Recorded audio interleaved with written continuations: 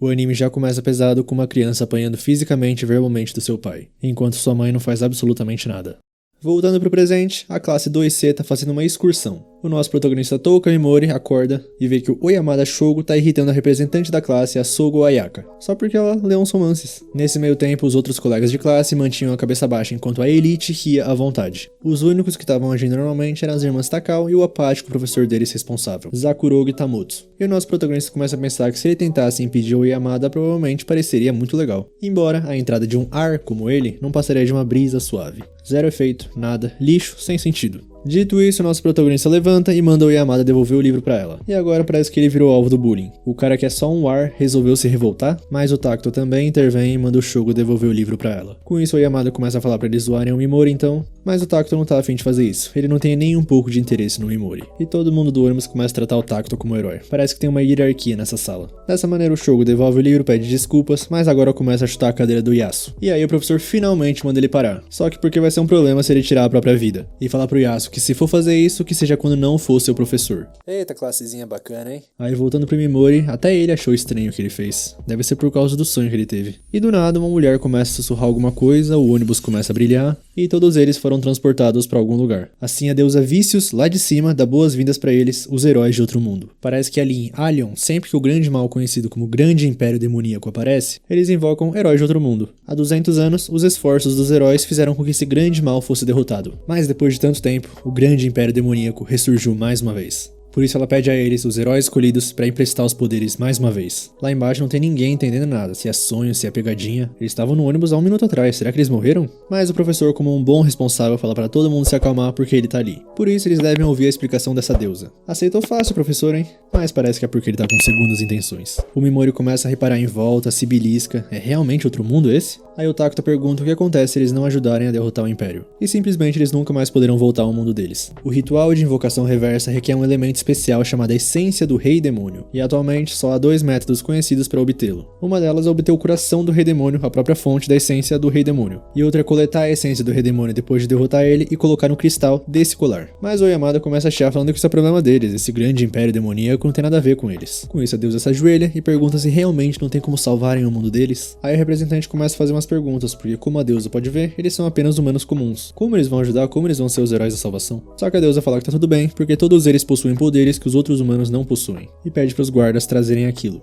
Enquanto isso, nosso protagonista tá com uma sensação estranha. Aí os guardas aparecem com um cara todo acabado, acorrentado e um monstro do outro lado. E liberam o monstro para brutalmente comer ele. Assim a deusa usa a bola de fogo e o bicho some da existência. E uma das irmãs Takao, a Hijiri, fala que vê esse mundo como um mundo diferente do deles, ou possivelmente até um planeta diferente, talvez seja a melhor opção. E agora a deusa fala que tá na hora de confrontar as habilidades escondidas dentro deles. É pra um de cada vez subir ali. Parece que eles estão colocando a mão no cristal pra avaliar se tem talento ou não. Na vez do Oyamada, um brilho grande e vermelho. Parece que ele é bem apto nesse mundo. E já começa a falar que talvez ser o herói desse mundo não seja uma ideia ruim. Só que é a vez do Tacto, o cristal de avaliação brilha dourado e explode. Com isso a deusa fala que ele é a melhor classificação, classe S. E o S é de especial. Em inglês, claro, né? Aí o Shogo vai reclamar porque ela não disse o dele e parece que ele é classe A. Desse jeito, continuando, é a vez da representante e ela também quebra o cristal de avaliação. E além dela, a Hijiri também é uma classe S. A Itsuki, a irmã mais nova, é uma classe A. E a deusa tá feliz porque normalmente mal tem um classe S em uma invocação. Esses são os melhores resultados que eles já tiveram. Agora tá na hora do próximo, o nosso protagonista, Mimori Touka. Assim ele coloca a mão e brilha roxo, só que a luz parece a mais fraca de todas até agora. E a deusa rapidamente fala pro próximo subir. O Mimori pergunta de que classe ele é, mas ela continua ignorando ele. E ele já começa a pensar que vai ser tratado como ar mesmo em outro mundo. A realidade é dura.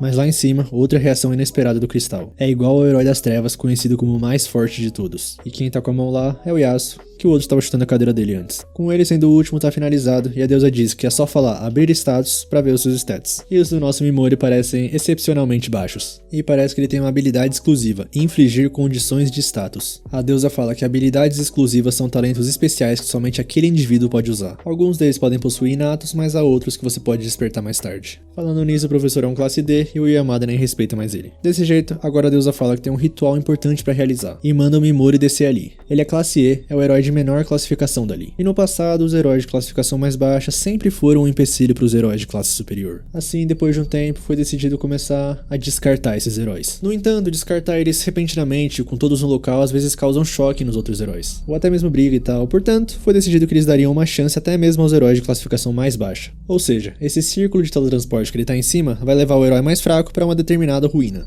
E se sobreviver às ruínas e chegar até a superfície, eles não vão interferir mais. Vai estar concedido a essa pessoa o direito de viver livremente em Allion. Olha que legal, você estava na sua excursão e do nada é invocado em outro mundo para salvar o mundo deles, aí é mandado pra morte por eles. Aliás, nessa ruína aí, eles enviam muitos criminosos considerados altamente perigosos. E ela vai abrir uma exceção para ele dizer o nome das ruínas, que surpreendentemente é conhecida como Ruínas do Descarte. Mas o Mimori começa a falar que ele tem uma habilidade única e tal, até fala sobre ela. Só que ela fala que nesse mundo os feitiços e habilidades do tipo infligir condições geralmente não têm valor. Todos têm uma taxa de sucesso muito baixa e mesmo que dê certo, mal afetam os monstros de baixa classificação. A duração também é curta, em resumo, a habilidade dele é de nível fracassado. E continua, pior ainda, provavelmente porque ele é de classe E, o status dele também é muito baixo. Aí mesmo que suba de nível não dá pra esperar muito desses números. Aí o Mimori começa a falar que é um absurdo, e o Takuta fala que ele tá sendo vergonhoso, é pra acabar logo com isso. As garotas estão cansadas, será que ele não tem pena delas? Nossa senhora, mas tá pouco forçado pra gente odiar todo mundo nesse anime, hein? E todo mundo começa a falar que o Takuta é muito gentil. Mas o Yasuo chega nele e pergunta se ele tá bem. Com isso, o Mimori se lembra de quantas vezes ajudou ele quando ele tava sofrendo bullying. Mas parece que ele foi lá só pra zoar com a cara dele. Um classe E tem que ter mais respeito por um classe A. Ele só foi falar pra ele fazer o melhor pra viver com o pouco tempo de vida que resta pra ele. Senhor Herói Descartado. Assim, começando o ritual, a deusa joga um saco pra ele. Quando invocado, cada herói tem o direito de receber um item exclusivo. E essa bolsa de couro patética é o item único dele. Quando ele imbuir mana nessa gema, ela brilhará.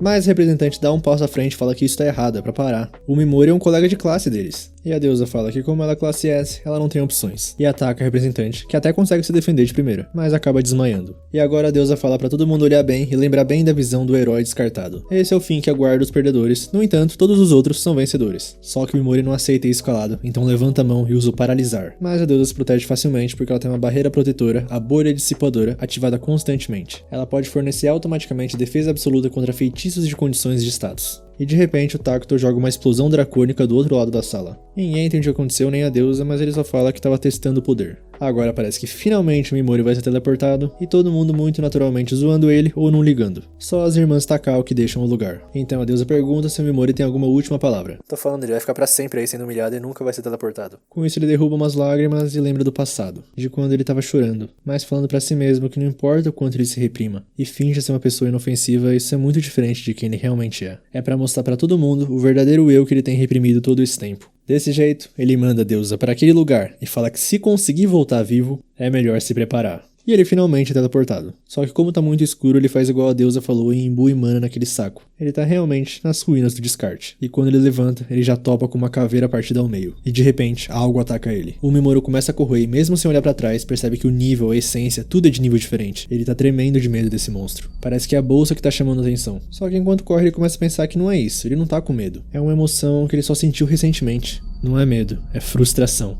E quando ele já tava aceitando o fim, ele se lembra de todas as palavras maldosas e usa o paralisar. E funciona, paralisou o monstro. Mesmo a deusa dizendo que as condições de status raramente funcionavam mesmo em monstros de nível baixo. E ele sabe que aquele Minotauro não é de nível baixo, e aceita que só pode ter sido milagre ou muita sorte. Mas na frente dele, outro monstro aparece. Hostilidade genuína, pura e sem filtros. Só que ele não quer morrer, e usa o paralisar de novo. E funciona de novo, então não foi um milagre. Talvez a habilidade dele de condição de status é completamente diferente da magia semelhante desse mundo? Só que ele abre os status, e não tem mais mana. Ele já usou a habilidade uma vez na deusa, no Minotauro e nessa coisa agora. E também na bolsa 2 vezes. E a habilidade paralisar gasta 10 de mana. Por isso ele usa agora envenenar. Aí o bicho parece que começa a apodrecer. Mas ao mesmo tempo o Mimori tá muito cansado, provavelmente porque gastou toda a mana. E começa a pensar o que será que acontece se ele continuar usando a habilidade mesmo sem mana. Só que sem tempo pra pensar, o Minotauro já aparece atrás dele de novo. Parece que o efeito do primeiro paralisar acabou. Aí o nosso protagonista começa a pensar que já se esforçou demais. O clichê normal não seria alguém vir salvar ele agora? Mas ele não pode depender de ninguém. Ele não é um herói nem uma heroína. Só um coadjuvante. Ninguém vai salvar ele. Não é pra confiar, não é pra contar com ninguém, não é pra ter expectativas nenhuma. É assim que ele vai conquistar tudo. E dá uma coringada na frente do Minotauro, que começa a luta dele pela sobrevivência.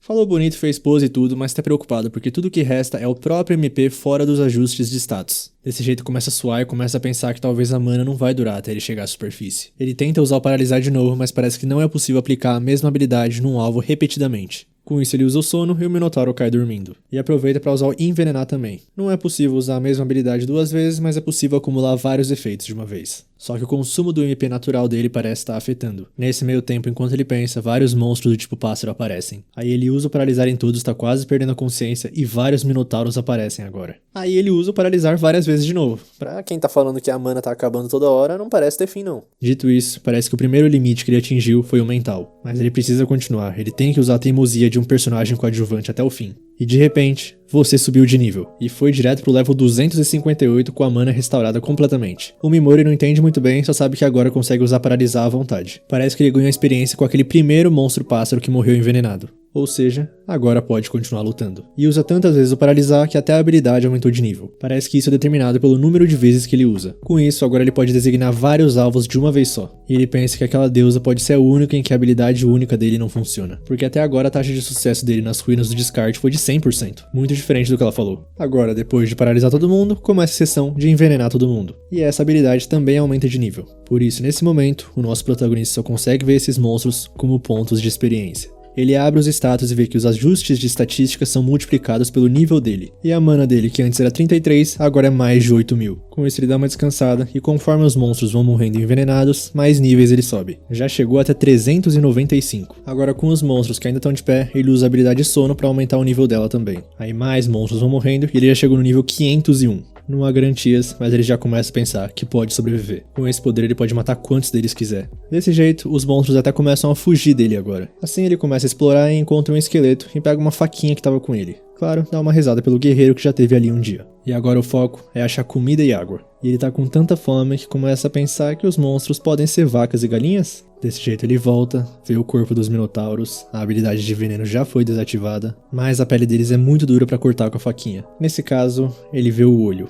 E isso ele consegue tirar facilmente. Só que não parece estar com uma cara muito boa, mas sem pensar muito, ele enfia na boca. Só que cospe logo em seguida, porque o corpo dos monstros é inteiramente feito de ácido. Esse lugar foi totalmente planejado para destruir qualquer um. Dessa maneira ele já tá sem forças, mas vê que a bolsa dele começou a ficar roxa. Aí ele imbui mana nela e ela fica mais pesada. E dentro, simplesmente refrigerante e uns petiscos. O Mimori, sem pensar duas vezes, já vai comer, já vai beber. E ele não sabe o que foi isso, se essa bolsa vai voltar a produzir comida, mas parece que esse é o insignificante item único dele. Logo, se passam alguns dias e parece que ele já dominou as ruínas do descarte por completo. A taxa de acerto das habilidades dele é de 100% ainda. Ele não para de subir de nível, mas a cena é horrível, parece um massacre. E foi ele que cometeu esse ato aterrorizante. Desse jeito, ele começa a se lembrar do passado de novo. Ele deitado no lixo, falando que um dia vai matar ele. Ele tinha que matar ou ia ser morto. Mas uma luz inesperada vem da porta. E duas pessoas falando que tá tudo bem agora. São os tios dele. Foram eles que deram a normalidade pro Mimori. O calor da família, ensinaram a ser gentil.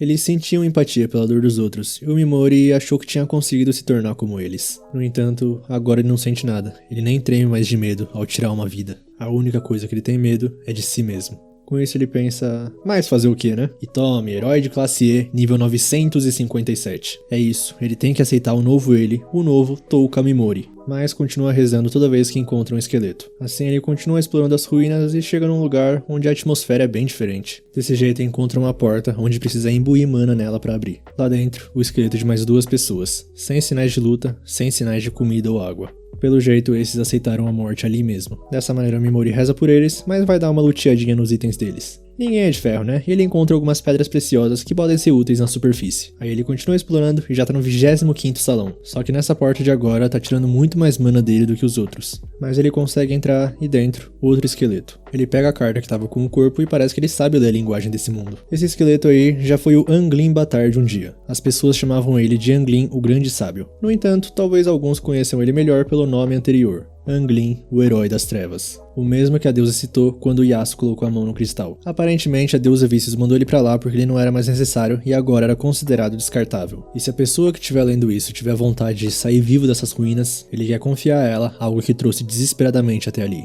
O Mimori tá com muita raiva da deusa. Ela disse que o grande império demoníaco era maligno, mas ela é muito pior. Por mais que ele ache que ele não é muito diferente, já que ele só quer se vingar dela e nem se importa em salvar o mundo. É praticamente o mal contra o mal contra o mal. Com isso, vasculhando a bolsa do Herói das Trevas, ele encontra o livro Artes Proibidas, obra completa. Dentro tem receitas de remédio e ferramentas mágicas. Ele também encontra um pergaminho de magia proibida. Só que ele não sabe ler, mas se um sábio lendário se esforçou para esconder ele, provavelmente deve ser poderoso. Talvez se ele conseguir decifrar isso, esse seja o trunfo dele contra a deusa. Desse jeito ele também pega a capa do ex-grande herói das trevas. Não deixou nada pro esqueleto, filho. Mas ele repara em alguma coisa no livro, abre e tem uma mensagem escrita com sangue. Cuidado com o devorador de almas. Foi isso que matou todos os outros. Assim, ele continua explorando as ruínas e mais corpos pelo caminho. E chega no que parece ser a última porta, só que parece que não dá pra abrir sem colocar alguma coisa nela. Mas se essa é a última porta, significa que tá ali, em algum lugar próximo. Até mesmo o Herói das Trevas, dito o herói mais forte, não conseguiu derrotar esse monstro chamado Devorador de Almas. O Mimori confere os status uma última vez e tá no nível 1229. Ele tentou aumentar o nível máximo que pôde no caminho até ali. Explorando mais, ele chega numa sala e tem um rosto no fundo, só que na testa dele parece ser o que precisa pra abrir aquela porta. Sendo assim, provavelmente esse é o Devorador de Almas. Desse jeito o Mimori já tenta usar o paralisar, mas imediatamente o monstro contra-ataca. Parece que o feixe dele é ativado no momento em que ele começa a ter a intenção de atacar, ou seja, nenhuma abertura pro ataque. Mas ele precisa dessa joia pra fugir, só que matar essa coisa é muito difícil. Ele precisa dizer o nome da habilidade pra ativar ela, além de já estar no limite do alcance dele. Dito isso, enquanto ele pensa, o Devorador de Almas já começou a se mexer, a coisa que conseguiu acabar com um homem que já foi o mais forte, o motivo pra taxa zero de sobrevivência entre os descartados. Ao mesmo tempo, isso também significa que essa vai ser a luta final do Mimori pela própria vida nas ruínas do descarte. Mas o monstro não tá fazendo nada, mesmo sabendo que ele tá ali. Só que é só falar que ele começa a vomitar uma coisa bem nojenta no chão. E dessa gosma começa a se formar alguns soldados. Provavelmente uma recriação. O monstro tá mostrando como os descartados morreram. Seus rostos enquanto ele os matava. Mostrando isso e observando como o Mimori reage. É desse jeito que o Devorador de Almas se diverte. Desse jeito o próprio monstro começa a ir pra cima e dá um grito bem agudo. O Mimori usa o paralisar nos soldados e quando vai usar o envenenar, ele começa a falar que não consegue fazer isso. Mesmo que eles já estejam meio mortos. Ele não pode fazer isso com outras pessoas. E o bichão com o olhão aberto observando tudo. Como ele poderia usar a horrível habilidade de envenenar em outra pessoa? Ele não é como um monstro que usa almas humanas como brinquedos. Os monstros são uma coisa, mas com coisas parecidas com humanos? E vendo tudo isso, o monstro tá se acabando de rir e começa a soltar mais gosma. E mais soldados são recriados. O Mimori começa a recuar e sabe que o monstro tá gostando do desespero dele. Tá saboreando tudo isso. Ele começa até a chorar na frente do monstro, falando pra qualquer um, pode ser qualquer um pra salvar ele. E cada vez mais ele pode sentir o êxtase do Devorador de Almas vendo tudo isso. E atingiu seu pico. Com isso, Mimori usa o paralisar. E funciona. Esse foi o melhor momento da vida do Devorador de Almas, por isso ele abaixou a guarda. O monstro provavelmente nem se deu conta que o Mimori nunca abaixou o braço esquerdo. Essa é a falha fatal que possuem aqueles que são arrogantes em sua força. No momento em que você se convence que a vitória é inevitável, dá origem ao seu maior inimigo, o excesso de confiança. E por sinal, o paralisar aumentou de nível. Tudo isso que o Mimori fez foi tudo uma encenação. Por dias, meses e anos, ele tentou se tornar inofensivo, se tornar normal, gentil, até ele se enganou tanto se esquecendo de como ele realmente era, porque ele sempre teve que continuar atuando como Mimori Touka, o personagem de fundo, gentil e normal. E agora ele usa envenenar em todo mundo. Mesmo que fossem monstros que o Devorador de Almas criou usando a alma dos eliminados, isso não seria motivo para o Mimori se conter. Enfrente a hostilidade com hostilidade, a sede de sangue com sede de sangue. E sinceramente, ele tá feliz que tinha as estatísticas mais baixas dessa ruína, porque desse jeito subestimam ele e foi por isso que ele sobreviveu. O Devorador de Almas tenta se mexer, mas parece que se eles fazem isso enquanto paralisados, isso causa danos adicionais. Agora, envenenar no próprio monstro e o infligir veneno subiu de nível. Pro restante dos soldados que ele criou, o Mimori manda todo mundo dormir. E com o Devorador de Almas derrotado, as almas que ele tinha devorado começam a sair. As imagens dos descartados que lutaram contra o monstro começam a aparecer para Mimori, parabenizando ele por ter derrotado. Eles estavam observando ele esse tempo todo e até se assustaram quando ele tentou comer um monstro. Até o casal que ele roubou as joias tá ali e pede desculpas se elas forem baratas. E por último e não menos importante, o ex-herói das trevas fala para ele dar um jeito na deusa. As almas finalmente partem e o Mimori pensa que não tem nenhuma obrigação de aceitar essa solicitação. Mas eles não precisam se preocupar, porque pode tomar o tempo que for, o Mimori pretende pegar de jeito a deusa. Ele coloca a pérola do monstro na porta e ela realmente se abre. Com isso, nosso protagonista dá adeus às ruínas do descarte. Em algum lugar do lado de fora, os outros alunos também já tinham começado sua jornada. E eles até estavam indo bem, estavam derrotando os monstros bem fáceis, só que tipo o Tacto, por exemplo, tava no nível 18 só, enquanto o nosso protagonista, o Mimori, já tá no nível 1000 e pouco. Mas pelo jeito já tava rolando até alguns grupinhos entre eles, tipo a Asagi meio que forçando a Kobato a entrar no grupo dela. E ela no caso é classe B de bola e a Kobato é classe D de dado. E a Asagi fala pra ela que como ela é classe D, ela não vai conseguir entrar no grupo do Tacto, então vai entrar no grupo dela, né? Já as irmãs Takao são sempre uma dupla, e a Ayaka vai morrer de qualquer jeito. E ela continua que a Kobato de qualquer forma devia se preocupar com a posição dela, porque caso eles derrotem o grande demônio lá e tal, o que eles conseguirem lá pode afetar no país deles quando eles voltarem, e vai ser muito ruim se a Kobato não tiver onde se encaixar. Por isso que mesmo se ela for fraca, ela pode ajudar com o corpo dela. Lembrando que essa turminha aí, nem um pouquinho forçada, era só adolescentes uns dias atrás. E agora, como a Kobato ainda não passou no teste que a deusa designou a eles, elas vão ajudar como o grupo Asagi sempre faz, e trazem um bicho quase morto lá pra ela matar. E se ela não quiser fazer isso, pode ser eliminada que nem o Mimori. Desse jeito, no fim das contas, ela acaba matando o bicho. E se lembra que no passado ela viu um gatinho machucado no meio da rua e o Mimori foi pra ajudar. E nesse momento ela se sente culpada porque não pôde fazer a mesma coisa. Cortando pra nossa Ayaka Sogo classe S agora, ela acorda com uma dorzinha na barriga pelo soco que levou da deusa. E preocupada com o Mimori. Assim ela vai conversar com a deusa e a deusa começa a chorar falando que é uma pena o que aconteceu com o Mimori. Mas infelizmente esse ritual é uma política firme do reino de Alien. E ela pede as mais sinceras desculpas pra Sogo. Só que não há tempo pra ficar triste. O ritual continua e enquanto a Sogo estava dormindo, todos os outros partiram em um teste para determinar se conseguiriam matar um monstro. No entanto, vários deles não conseguiram se defender dos monstros e foram desqualificados. E infelizmente de novo eles devem pedir para aqueles que não podem cumprir seu dever como herói que se retirem. Mas a Sogo já percebeu que isso quer dizer eliminar os fracos. Então ela fala pra deusa que não concorda com a maneira como ela tá fazendo as coisas. Só que aí a deusa para de chorar e começa a rir do nada, falando que o mundo tá cheio de todos os tipos de pessoas e opiniões. E como uma deusa ela é aberta a várias opiniões. Portanto, ela está disposta a aceitar uma pequena diferença de pontos de vista. Dito isso, lamentavelmente, segundo as políticas de Arion, eles ainda precisam se desfazer do que não tem valor. Então a Sogo, sabendo que é uma classe S bem valioso para ela, fala que vai fazer a missão para compensar os alunos que não conseguiram passar em seu teste. E em troca disso, a deusa pararia com os descartes. E ela fica toda animada e concorda com a proposta maravilhosa. E também pede desculpas por ter dado um soco no estômago, mesmo que tenha sido para acalmar a histeria dela sobre a situação.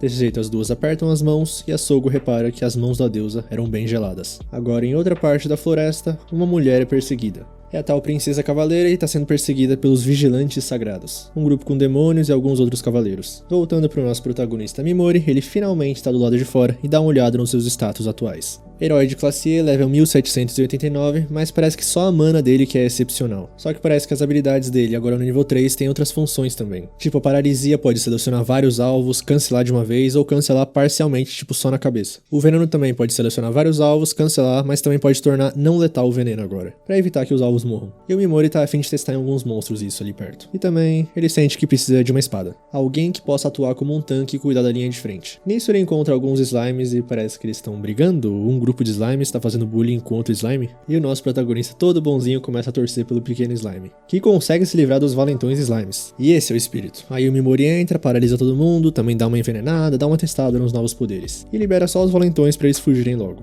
E ele começa a falar pro pequenininho desculpas por não ter ajudado antes. Aliás, ele fala que o slime foi bem, foi bom ver ele se defendendo contra os valentões. Então ele desfaz a paralisia e sai fora, falando pro slime ser forte. Dito isso, o slimezinho começa a seguir ele. E o Mimori se identifica com o monstrinho porque ele não se encaixa como ele. Voltando pra princesa cavaleira, parece que ela conseguiu despistar eles, mas a presença ainda persiste. Ela já percebeu que eles estão brincando e só estão esperando que ela se esgote. É assim que os vigilantes sagrados de sangue heróico caçam. E de novo, com o nosso protagonista, ele já virou amigo do slimezinho pelo jeito, que vai ficar responsável pela retaguarda do Mimori. E ele tá lendo o livro que ele pegou do ex-herói das trevas, sobre a arte proibida, um experimento para fortalecer os monstros. Aliás, tem até uma descrição de como criar uma solução para aprimorar os slimes. Então o Mimori começa a falar pro slime que o que ele tá buscando é a velha e simples vingança pessoal. Ele tava realmente precisando falar com alguém pelo jeito. Portanto, o monstrinho ali vai ter que se alinhar ao ego dele, porque se quiser ir embora, a hora é agora. E o slime parece que fica verde quando quer dizer sim e vermelho quando quer dizer não. Desse jeito agora, o Mimori tá contando com o Pigmaru.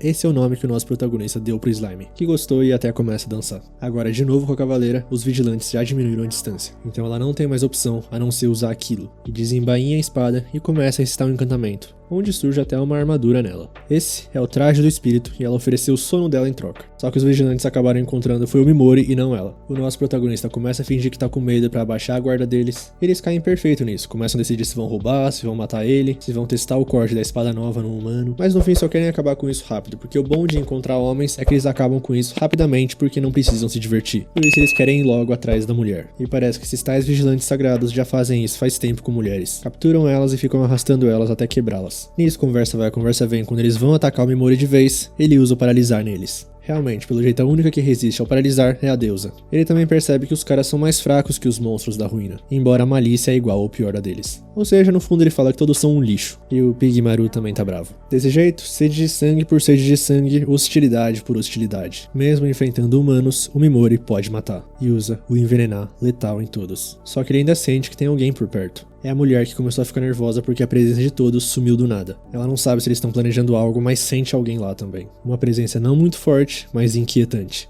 Até os espíritos estão assustados com isso. Com isso, de repente ela ataca, mas era só o Pigmaru. O Mimori já tá atrás dela e usa o paralisar. E fala que tá a fim de conversar um pouco porque ele percebeu alguma coisa além da hostilidade dela. Só que ela vai continuar imóvel por precaução. Aí ele começa a falar que tá perdido, que não é dali e esperava que ela pudesse ajudar ele a se informar. Só que com o paralisar ela tá com dificuldades de abrir a boca. Com isso ele fala que vai desfazer o paralisar só na boca dela, mas não é pra tentar nenhuma gracinha, senão ele vai paralisar tudo de novo. Mas na verdade isso só é um blefe porque é impossível usar o paralisar continuamente. Agora a cavaleira pode falar normalmente e tem algo que ela gostaria de confirmar antes de responder as perguntas dele. O que aconteceu com os 4 homens que estavam por ali? E o Mimori fala que simplesmente matou e pergunta se eles eram amigos dela. Mas ela fala que não e tá surpresa que ele fez tudo isso sozinho porque eles eram vigilantes sagrados. Só que o Mimori fala que tem um aliado, embora ele não pretenda revelá-lo no momento. Ele realmente já ama o Pigmaru. Aí a mulher acredita nele porque ela não tá sentindo nenhuma falsidade vindo dele. Ela parece bem confiante na capacidade dela de discernir mentiras. Com isso ela fala que agora é a hora dela de responder as perguntas, afinal ele é o salvador dela. E ele também fala que ela não parece uma pessoa ruim. O nosso menino Mimori tenta se fazer de durão, mas no fundo ele é só um coração mole, né?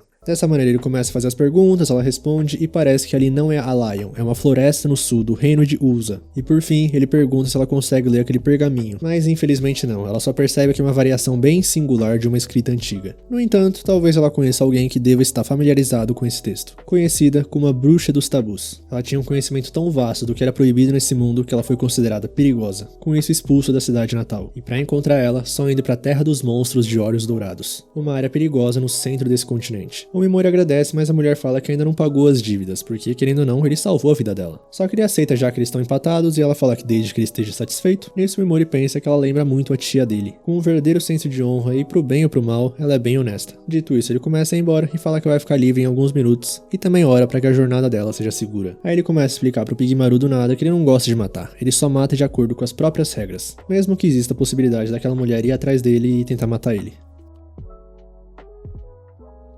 Já na cidade provincial de Mills, o nosso protagonista consegue entrar facilmente na cidade porque eles acham que ele foi atender o chamado para conquistar as ruínas. O marquês de lá quer que os guardas deixem entrar o maior número possível de mercenários que se dirijam às ruínas, ou seja, sem revistas ou verificações de passagem. Ele chega no hotel, mas o dono não parece ver o Mimori com bons olhos. Aí ele mostra que tem dinheiro e o comportamento do velho muda completamente. Até pergunta o nome dele e o nosso protagonista mente falando que é Hat Skull. Mais tarde ele anda pelas ruas, parece ser uma cidade segura. Tem todas as lojas típicas que você esperaria de uma cidade de fantasia ocidental. E ele até vê uma guilda de aventureiros, só que o que ele queria mesmo era saber se algum deles vende itens mágicos. Desse jeito ele resolve ir numa taverna. A comida parece boa, os ânimos estão exaltados, as vozes são altas. E isso é perfeito para coletar informações. Os caras da mesa do fundo meio bêbados estão discutindo quem eles acham que é o mais forte do continente. Tem a Brigada Brilhante liderada pelo belo Imperador Louco Falken do Tsini, tem o Reino Magnar ao norte com a Ordem dos Lobos Brancos, também tem a Ordem Sagrada da Expurgação no Ducado de Yonato a oeste. E eles também têm o próprio Reino de Usa que tem a Ordem dos Caçadores de Monstros. Ainda assim, os mais fortes do continente devem ser os Cavaleiros do Dragão Negro, do Império de Bakos que exterminou o Sacro Império de Nea.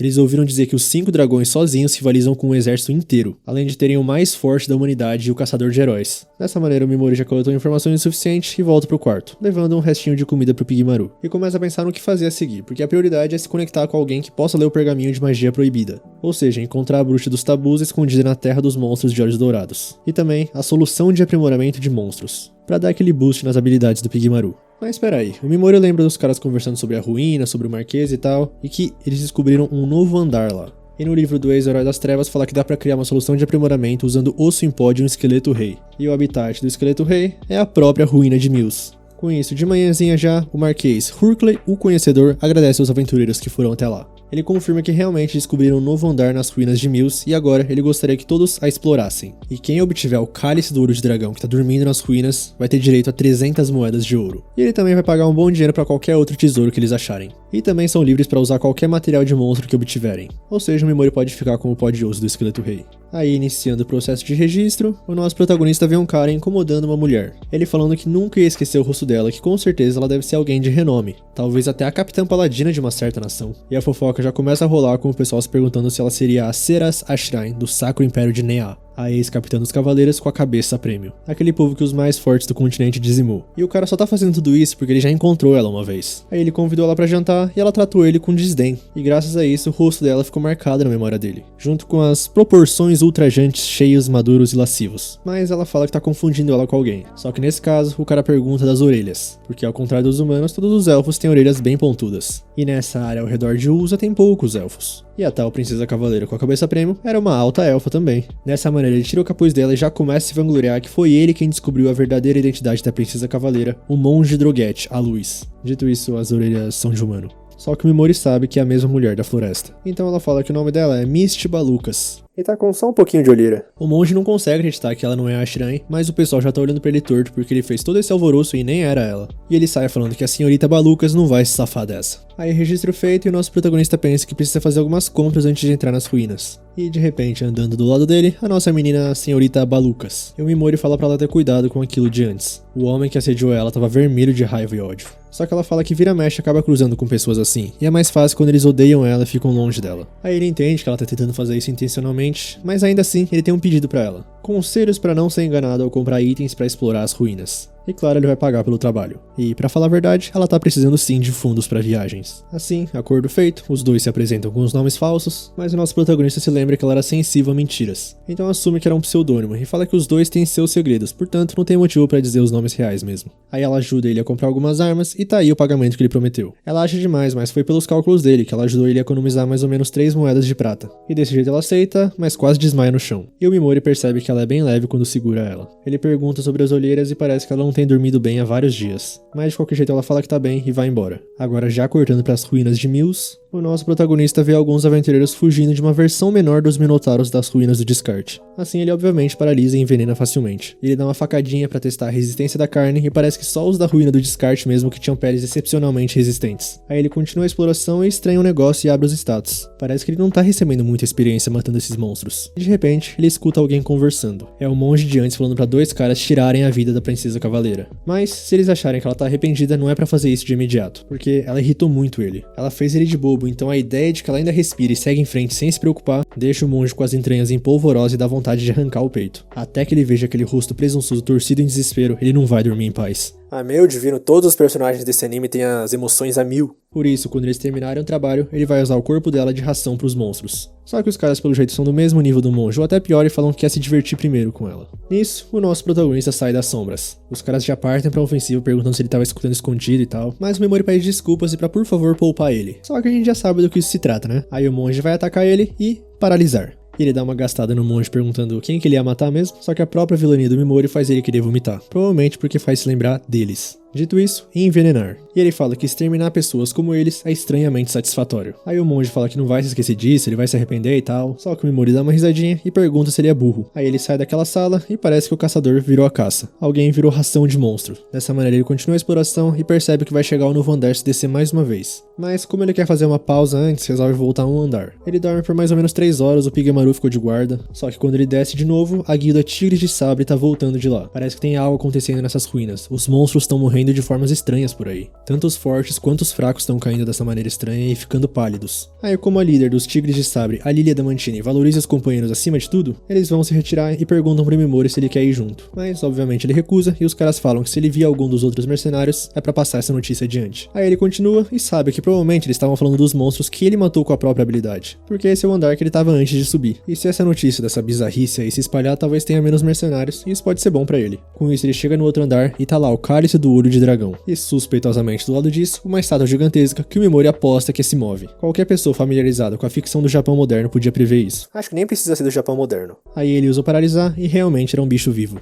Então finaliza com o envenenar. O Mimori pega o cálice, mas o Pigmaru avisa que tem alguém atrás dele. Só que a nossa menina Misty Balucas. Parece que ela se enrolou com um bando de monstros e só acabou chegando agora. Só que o nosso protagonista fala que se ela precisar desse cálice, ele dá pra ela. Mas querendo ou não, isso vale 300 ouros e ela quer dar alguma coisa em troca. Só que o Mimori fala que não quer nada no momento. Mas ela insiste, porque isso vai manchar a honra dela. Ela faz qualquer coisa. Calma, eu sei que ela tá repetindo bastante, mas para de pensar nisso. E o Mimori começa a falar que ela tá com um cara que podia desmaiar no primeiro vacilo. É ela que precisa descansar. Além disso, o Hachiko é uma pessoa extremamente gentil, principalmente com mulheres bonitas. Só que ela consegue ver que ele tá mentindo. Aí ele descobre uma passagem secreta e fala pra ela que o objetivo dele não é esse tesouro, e sim um monstro que tá à espreita lá embaixo. Esse chamado pra conquistar as tais ruínas só coincidiu com o tempo dele ali. E por isso, ela fala que então vai ser guarda-costas dele protegendo ele. E jura que não vai ser um peso. E como ela parece que não vai ceder por ter um forte senso de honra, ele aceita, mas dá algumas condições. Como regra geral, evitar fazer perguntas sobre as circunstâncias um do outro. Uma relação só entre guarda-costa e cliente. Além disso, não necessariamente ele vai retornar à superfície em um dia. Portanto, se ela quiser voltar por conta própria, ele não vai ser responsável por ela. E ela aceita tudo isso. Ela vai proteger o Sr. Hatch, mesmo que isso custe a vida dela. Assim, continuando, ela é realmente forte na espada.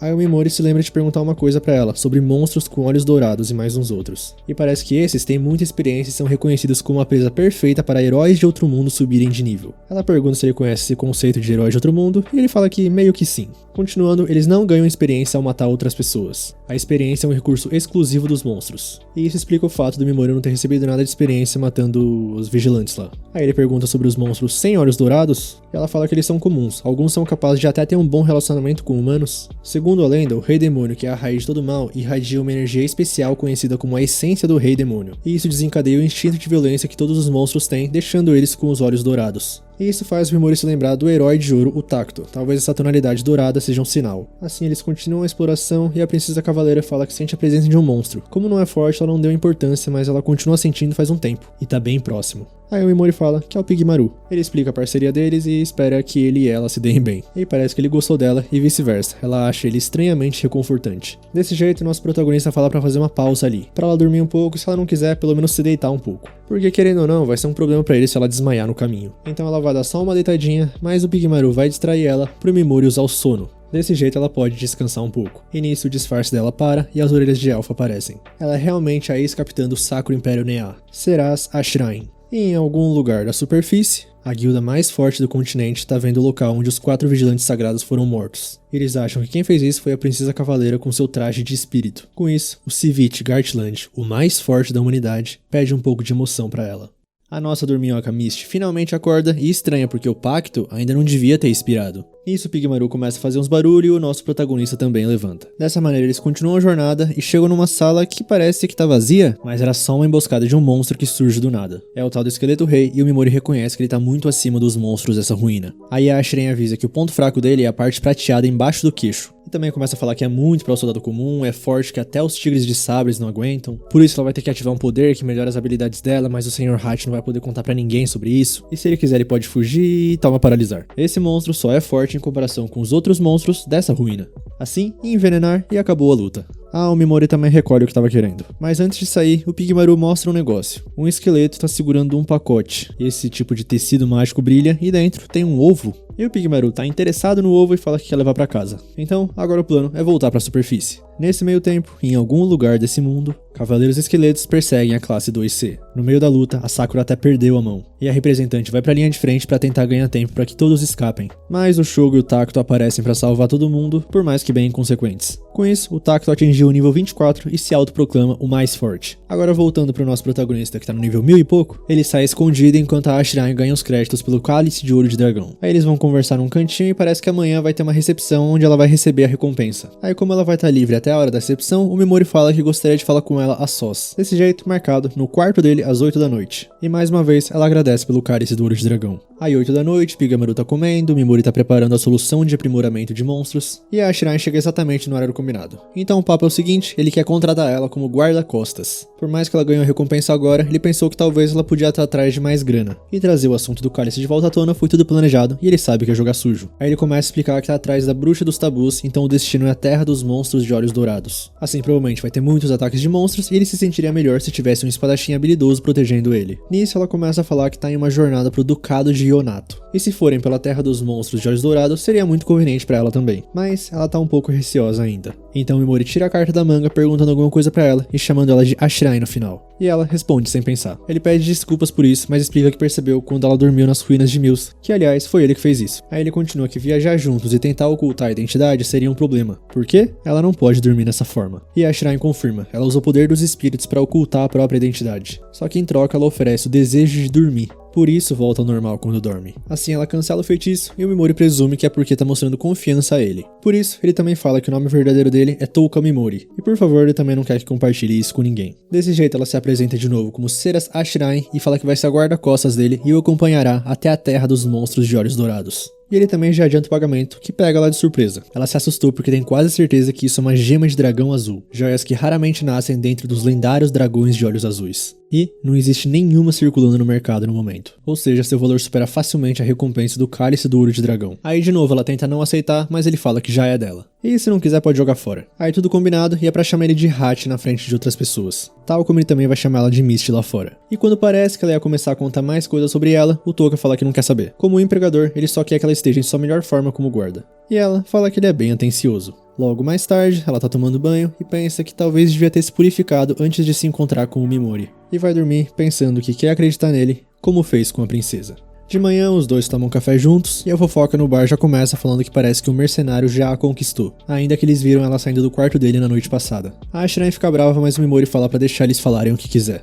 Bom, não é dele que estão falando, né? Aliás, primeira descoberta do nosso protagonista em relação a Ashirai, ela aparentemente tem uma tendência a tocar o peito enquanto fala. Agora, por que ele atestou isso? Não sei, mas talvez a gente saiba no futuro. Ele pergunta se ela descobriu alguma coisa sobre a magia proibida, e ela fala que essa magia é proibida de acordo com a deusa Vícios. Em outras palavras, só é proibida porque a deusa disse assim. E o Mimori pensa que isso pode significar que os feitiços são perigosos pra ela. Aí ele agradece, e ela fala que talvez seja a primeira vez que ele agradece ela com sinceridade. Desse jeito, ela vai lá receber a recompensa dela e fala que tá de volta mais ou menos 1h da tarde. Então Mimori marca esse horário fora da pousada para eles se encontrarem. Nesse meio tempo, o nosso protagonista vai para uma floresta para começar o experimento de aprimoramento do Pigmaru. No palácio, o Duque fala que contratou um mago especializado em quebrar ilusões para que possam garantir a autenticidade do cálice do olho de dragão. E a nossa Misty Balucas fica preocupada quando vê ele entrando. No castelo de Arion, a deusa tá falando com a representante. Sobre a Sakura, a deusa consegue colar a mão dela de volta com cura, mas ela fala que só vai fazer isso porque a senhorita Sakura é classe B. Assim pergunta para a representante se ela não vai se juntar ao grupo do Takuto, só que ela não consegue imaginar ele se dando bem nesse momento. Mas é disso que a deusa tá falando. É o egoísmo dela que tá perturbando a harmonia da classe 2C. Mas também tá tudo bem, porque tudo isso é o resultado de uma orientação insuficiente da parte dela. A deusa assume inteiramente a culpa. Então por isso, ela vai confiar os alunos que não conseguiram passar nas provas à representante. Se uma classe S como ela os treinar, provavelmente eles vão ficar tão fortes quanto 100 homens. Só que a representante fala que essa questão já foi resolvida quando ela concordou em lutar no lugar deles. Mas a deusa fala que infelizmente, uns dias atrás eles receberam um decreto real pedindo a eliminação de todos os heróis que não podem lutar.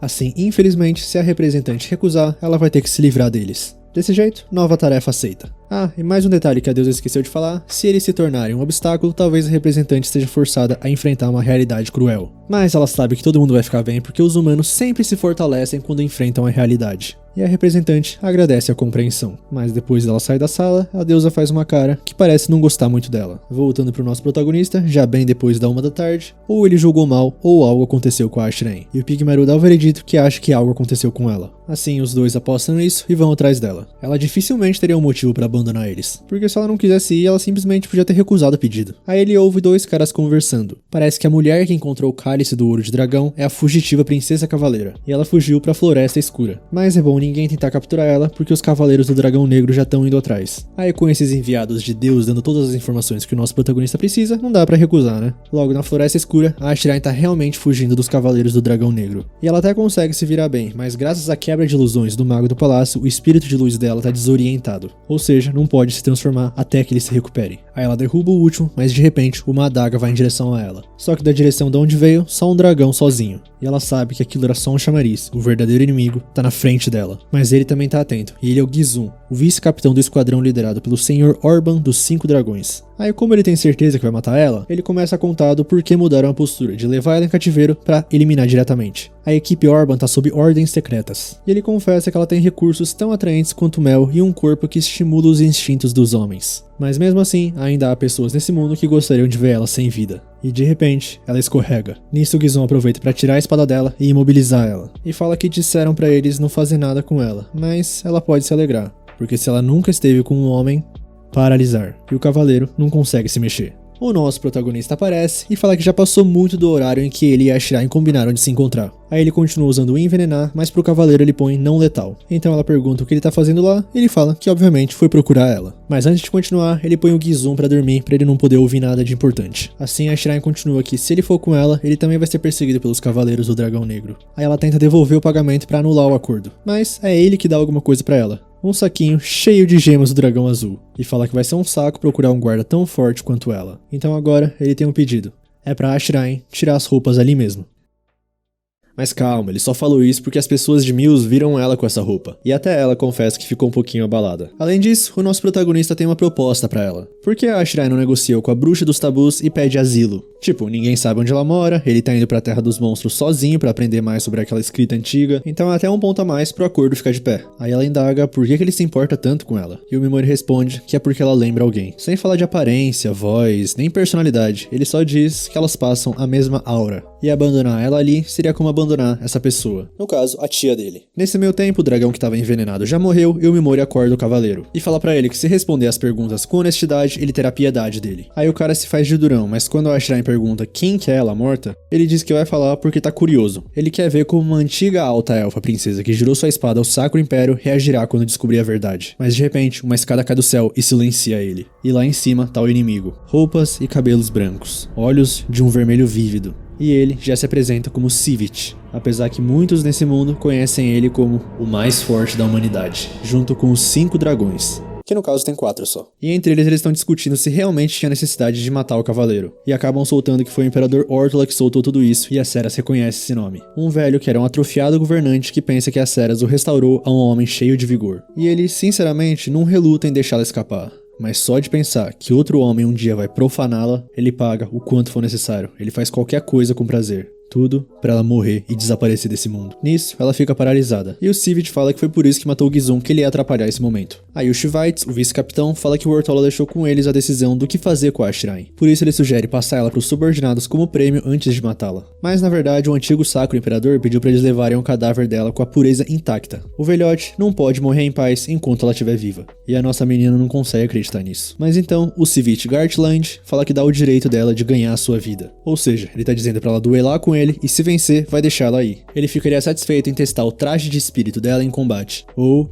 era o que ele pensava até agora há pouco, o que surpreende até os outros cavaleiros. Mas agora, o mais forte da humanidade se encontra mais interessado no jovem do lado das ceras. E pergunta o nome dele. E o Mimori já tá pensando em várias estratégias, mas ele ainda tá longe do alcance do paralisar. Além de que esse homem é mais perigoso que o devorador de almas. Mas ele mantém a calma, dá até um sorrisinho e fala que gostaria de conversar com o Sivit antes. Ele fala que o nome dele é Hat Skull, mas o cavaleiro já consegue ver por trás que é um pseudônimo. Mas se ele precisa esconder o próprio nome, isso deixa o Sivit mais curioso. Aí o Schweitz pergunta por que ele tá perdendo tempo com o moleque, e o Gartland fala que é porque ele não sente medo diante dos 5 dragões. Que no caso tem 4. Provavelmente, esse moleque tá esperando uma brecha pra atacar. Só que ele sabe que o movimento é errado e ele será eliminado na hora. E mesmo nessa situação, ele sorri e conversa. Assim, é cedo demais pra fechar as cortinas desse palco. Com o Mimori, ele já percebeu que realmente uma escolha errada e isso acabará num piscar de olhos. Assim, o nosso menino fala que entende que o Sivit tá procurando um alvo pra satisfazê-lo. Mas não tem muitos oponentes fortes e sobre-humanos por todos os lados? Tipo a deusa de Allion? Então ele explica que sua terra de Bacóis e Allion têm relações próximas. Porém, ele tem grandes expectativas pelos heróis que ela invocou de outro mundo. Com a benção dela, ele tem fé que eles se mostrarão adversários dignos pra ele, então aguarda esse dia. E continua que perdeu o interesse nas Ceras, mas ele vai fazer ao menos as honras de entregar a cabeça dela pra Catleia, princesa de Nea. Aliás, ela é o motivo que Bacóis mudou sua postura e invadiu Nea em primeiro lugar. Tudo porque a deusa deles ordenou que eles entregassem o seu pequeno paladino, e o Sacro Imperador recusou, ou seja, colheram o que plantaram. E o Gartland continua seu monólogo nada forçado que nada acaba com o interesse dele mais do que aqueles que se recusam a lutar mesmo encarando a morte, mesmo que sejam fracos, apesar que ele não precisa dizer que preferia que tivessem o poder pra matar ele. Ele tá tentando ser igual ao nosso sensei de Sekai Shikaku, que orgulho.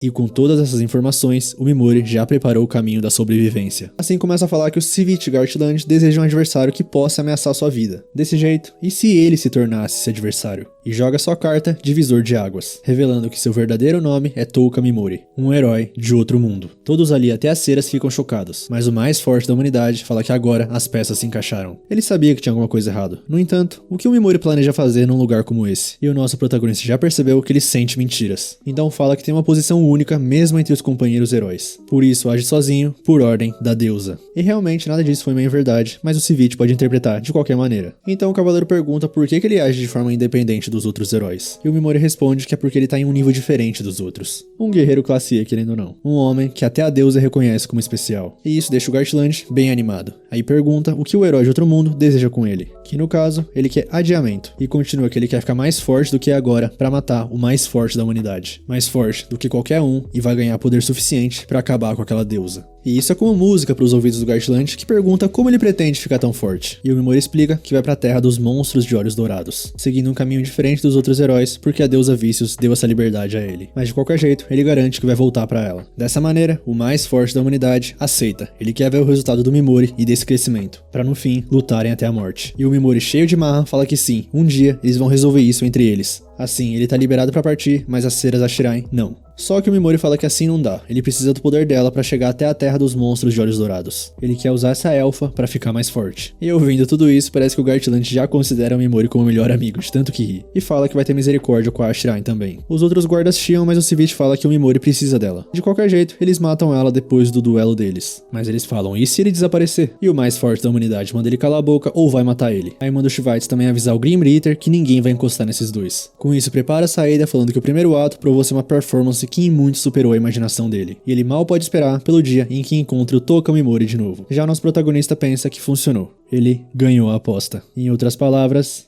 o Gartland tá no alcance dele. Paralisar. E o Gartland quase conseguiu reagir a tempo. Os 5 cavaleiros, que no caso são 4, caem todos no chão. E o nosso protagonista fala pro mais forte da humanidade que essa não é uma história bonita, porque essa é uma história de vingança. Eles eram só um risco pro Mimori, portanto, ele vai pôr um fim nessa música e dança.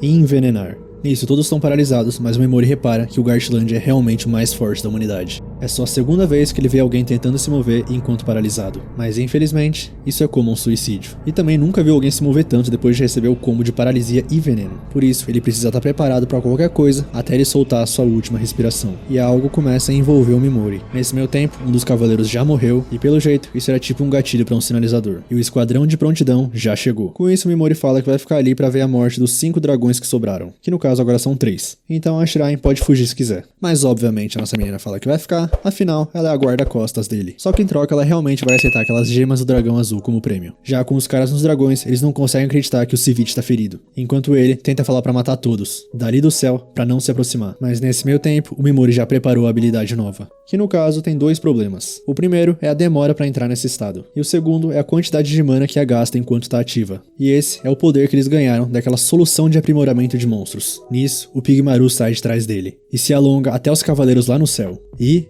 paralisar. Quando os dois estão ligados dessa forma, o Pigmaru é como se fosse metade do Mimori. Ou seja, a ponta mais distante dele é o alcance efetivo. Assim fazendo também os Cavaleiros Negros dormirem, o que aumenta o nível da habilidade sono para 3. Além de adquirir 3 novas habilidades: congelar, escurecer e enlouquecer. Dessa maneira, ele começa a testar. Pelo jeito, esse enlouquecer deve produzir surtos de violência. Combinando isso com paralisar, dá pra matar o inimigo rapidamente. Aí tira o sono e o paralisar do Shivaites e usa o escurecer. O efeito desse parece ser escurecer o olho do cara com trevas, deixando ele cego. E esses dois aí são os que queriam matar as ceras por dinheiro ou usar ela como brinquedo. Por isso Mimori não se incomoda nem um pouco em usar eles como cobaia, e consequentemente tirar a vida deles. Com isso, nosso protagonista já tá no nível 1797, e o único com vida que restou é o mais forte da humanidade, Civic Gartland, que pergunta quem é o Mimori, mas o nosso protagonista fala que não é nada tão grandioso como um herói que vai salvar o mundo. É apenas um vingador. Desse jeito, morre o homem mais forte da humanidade. Mais à noite, a nossa cavaleira já trocou de roupa e ela fala que o Mimori tá com uma expressão um tanto gentil, e chuta que é por causa da tal tia. Assim eles continuam e ela fala sobre um tal de caçador de heróis, o homem que poderia superar o mais forte da humanidade um dia. Um homem agressivo, sede de sangue, mas o Mimori começa a pensar em outra coisa, que os 5 dragões eram de tamanho diferente dos outros, né? Então ele acha que já esmagou esse tal de caçador de heróis. Pelo jeito os 5 dragões realmente tinham 5.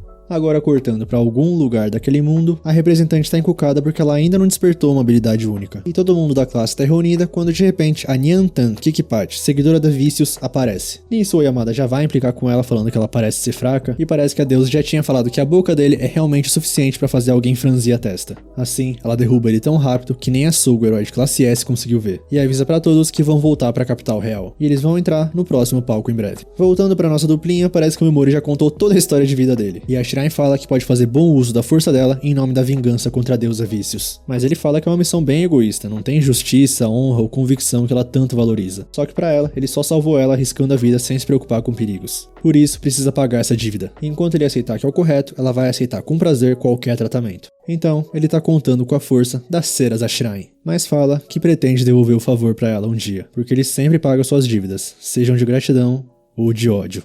Agora, cortando pra deusa Vicious, ela fala pra Nyantan que fez um bom trabalho e que foi bom confiar nela. Ela é forte, sábia e, acima de tudo, leal. Então a Nyantan mostra essa lealdade, lambendo o pé dela. E a deusa fala que o dia que os heróis baterão de frente com as forças do grande império demoníaco pode estar mais próximo do que pensam.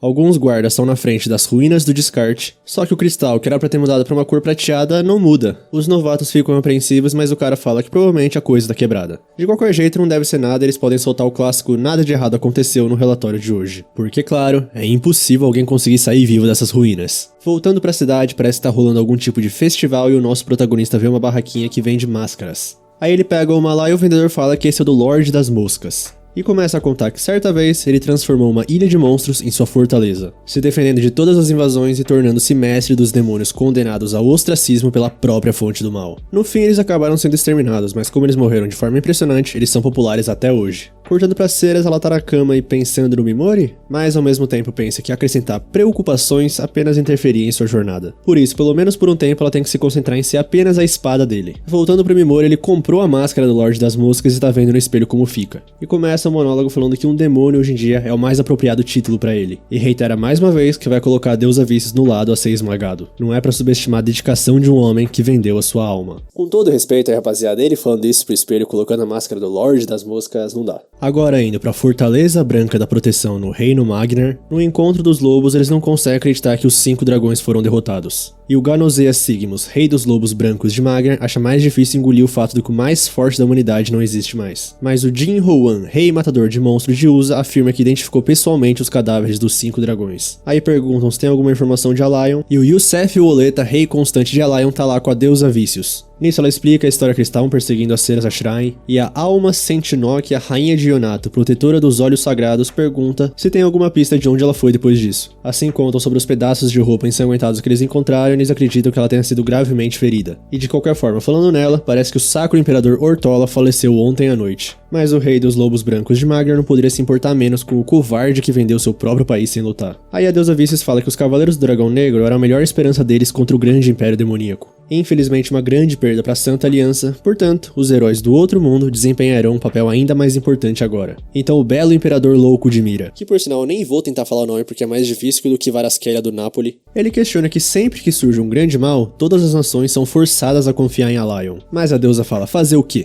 Porque todas as almas vivas daquele mundo são prejudicadas pela essência do rei demônio, o que deixam eles incapazes de aproveitar todo o seu poder. O Imperador de Mira então questiona sobre o Matador de Deus, mas a deusa fala que não entende por que trazer essa história à tona agora. Desse jeito Sigmus corta eles e pergunta se eles realmente acreditam que a morte dos 5 dragões foi obra das ceras Ashirain, mas de repente ele recebe uma informação. Parece que alguém em Usa tá alegando que foi responsável por eliminar os Cavaleiros do Dragão Negro, e eles se autodenominam usuários de maldições de Ashint. Voltando pro nosso protagonista, ele já chega em outra cidade. E logo de cara a maior gritaria, que parece vir do Coliseu Sanguinário. A Ceras explica que é uma arena onde escravos e mercenários matam uns aos outros, porque eles podem ganhar prêmios ao vencer batalhas. Quem administra isso daí é o Duque e a guilda de mercenários dali. Dessa maneira eles continuam, encontram uma boa pousada, e no check-in a Ceras fala que para economizar dinheiro, que tal eles usarem apenas um quarto. Nisso Mimori avisa que é um homem, mas ela cheia de vergonha fala que isso não é um problema. Assim, já cortando pra taverna, mais uma vez o nosso protagonista tá tentando ouvir conversas paralelas atrás de informação. O burburinho que rola por aí é que a Ceras Ashinae morreu, mas ela não matou os 5 dragões. Foram os tais Ashint que fizeram isso. Parece que eles estão bem famosos ultimamente e eles mesmos estão alegando que mataram os dragões com suas maldições. A nossa menina confirma que ouviu esses rumores também e aparentemente os Ashints adoram o deus das maldições.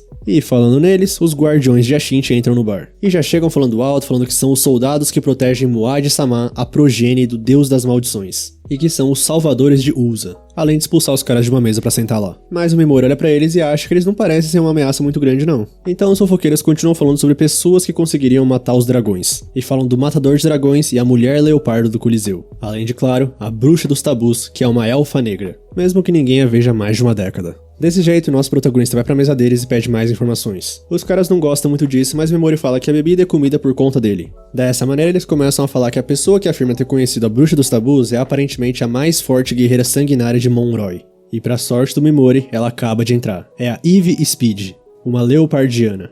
Então ele chega nela e pergunta se pode oferecer alguma coisa pra ela. Só que a Eve pede pra cortar o papo furado e fala logo o que ele quer. Com isso ele tira a expressão simpática do rosto e pergunta se ela sabe onde tá a bruxa dos tabus. E ela confirma que sim, se aventurou na terra dos monstros de olhos dourados, mas nunca conheceu a bruxa. Portanto, ela não sabe onde ela tá. A leopardiana pergunta pro Mimori por que ele tá procurando a bruxa, e ele começa o papo furado que quer ser acadêmico no futuro, por isso adoraria contratar um mercenário e fazer uma visita à bruxa. Só que a Eve fala que mesmo sendo rude, ela tem que dizer que duvida que ele dure 3 dias lá. Ele parece bonzinho, jovem, por isso deve valorizar mais a sua vida. Embora talvez isso soe vazio vindo de uma guerreira do esporte de sangue. Já mais tarde, a Ceres, que estava ouvindo tudo, fala pro Mimori que a Eve estava mentindo. Ou seja, na verdade ela sabe sobre o paradeiro da bruxa dos tabus. Aí já na pousada, parece que o Mimori esqueceu de levar a comida pro Pigmaru. Então ele tem que usar aquela bolsinha que conjura alimentos do mundo humano. Parece que dessa vez veio pão torrado com queijo. E a Ceres acha isso um negócio impressionante. É tão bom que fez até ela sorrir. O nosso protagonista fala que adoraria dar mais, mas infelizmente ele não consegue produzir a mesma coisa. Ela também fica fascinada com o saquinho plástico que veio, já que é transparente. Nisso o Mimori corta para eles começarem a falar sobre os planos futuros. Primeiro, a localização da bruxa dos tabus, porque tirar informações de uma guerreira não vai ser fácil. Talvez dinheiro a convença porque eles podem comprar sua liberdade se tiverem os recursos, mesmo que isso exija uma grande quantia.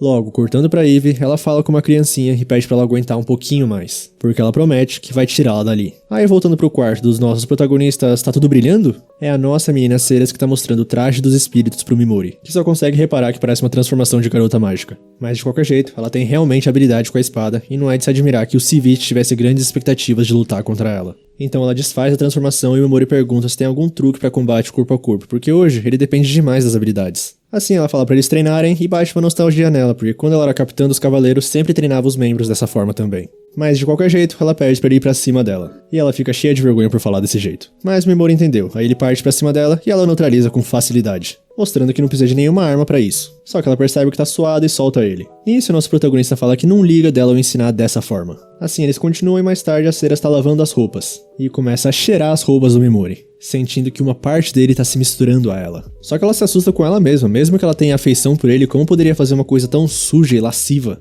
Dito isso, o Mimori tá atrás dela. Desde quando, nem a gente nem ela sabe. Ele só foi ali porque notou que as roupas estavam faltando e não sabia que ela tinha pegado pra lavar. Já mais tarde, ou noite longa por sinal, hein? A Ceres tá dormindo, o Mimori tá lendo um livro. Ele repara nela e essa é a aparência de uma pessoa verdadeiramente bondosa. Nisso ele pega a máscara do Lorde das Moscas e começa a pensar que a Ceres está reprimindo suas emoções para desempenhar seu papel de espada. Nesse meio tempo ela acorda e ele solta a máscara. Que bom que pelo menos sabe que isso daí dá vergonha alheia. Ela fala que se ele não estiver conseguindo dormir, ela tem algumas ervas medicinais guardadas. São todas semelhantes, mas tem diversas variedades com efeitos opostos. Uma que ajuda a dormir, outra que dá vigor e deixa animado, e ela fica com vergonha de ter falado dessa última parte. Então ele pega um cubo de tempero de sopa e bota na caneca para os dois tomarem. A Ceres prova, acha muito gostoso e tá fascinada que simplesmente colocar esse cubinho na água quente faz uma sopa. Assim, ela adiciona as ervas também e acaba colocando demais no dela. Mas como foi ela que errou, ela que fala que vai tomar esse. Aí os dois tomam e a Ceres pergunta pro Mimori se isso foi refrescante. Só que ele fala que não.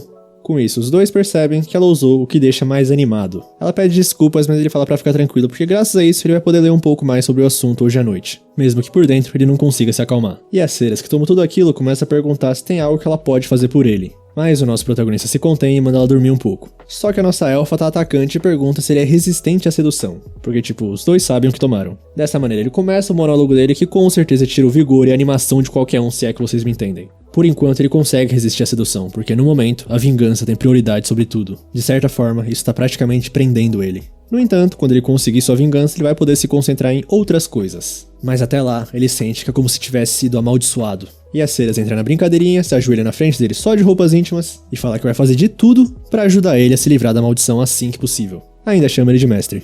Logo, o dia seguinte, já na frente do Coliseu, a Ceres fala pro Mimori que foi bem fácil conseguir informações sobre a Eve Speed. Ela é realmente bem popular. Parece que ela costumava ser uma escrava e seu mestre a vendeu pro Coliseu. Aí como os homens leopardo são incomuns, ela foi um sucesso desde sua primeira luta. Não só isso, ela não perdeu uma única partida nos 3 anos seguintes. Nisso, Mimori fala que amanhã vai ser a última partida dela. Ou seja, isso também significa que ela já ganhou o suficiente para comprar sua liberdade. Então dificultará bastante o uso do dinheiro para negociar igual eles estavam planejando. No entanto, a Ceras conseguiu outra informação curiosa. Aparentemente, a Eve já tinha conseguido o valor para comprar sua própria liberdade há 2 anos. O que ela tá fazendo agora é tentando comprar a de outra pessoa, uma criança. Mas não é só isso que ela descobriu. A maioria dos campeões anteriores do esporte de sangue morreram durante suas partidas finais. Só que o Mimori questiona se será que isso não é só o desafio de enfrentar um oponente mais forte numa final? Mas parece que há mais que isso. A Ceras ouviu dizer que o Duque que administra ali faz com que os campeões fiquem em desvantagem. Nisso, o Mimori fala que essa pode ser a deixa deles.